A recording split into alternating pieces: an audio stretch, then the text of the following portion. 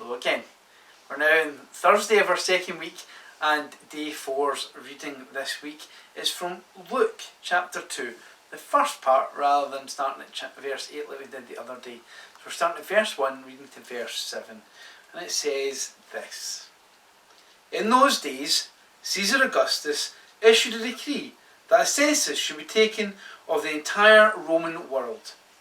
This was the first census that took place while Quirinius was governor of Syria, and everyone went to their hometown to register. So Joseph went up from the town of Nazareth in Galilee to Judea, to Bethlehem, the town of David, because he belonged to the house and line of David. He went there to register with Mary, who was pledged to be married to him, and was expecting a child. While they were there, the time came for the baby to be born, and she gave birth to her firstborn, a son. She wrapped him in cloths and placed him in a manger, because there was no guest room available for them. Now, at this time of year, we always think about all the things involved in Christmas. And there's always lots to be done, and there's lots of preparations and lots of things to organise. Imagine you were told that you had to travel hundreds of miles to be somewhere where you had to hire a place to stay or get a hotel room, and there wasn't any room, but you had to go. And then, to make things worse, you were pregnant or your wife was pregnant. What would you do? How would you feel? You weren't able to do things, you had to just get up and go and do as you were told.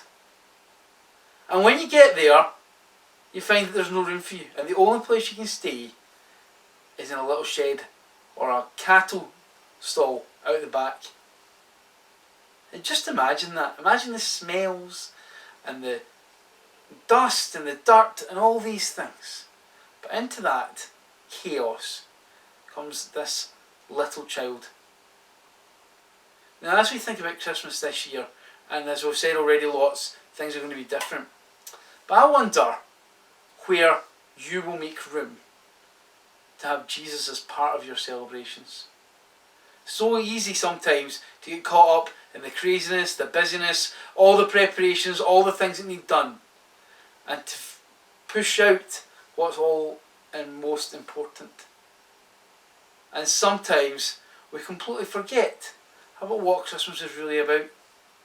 So this year, when things have had to slow down, when things have had to be different, when we've got no choice but to change our plans, maybe that gives you a bigger chance to find room, to make room for the baby Jesus.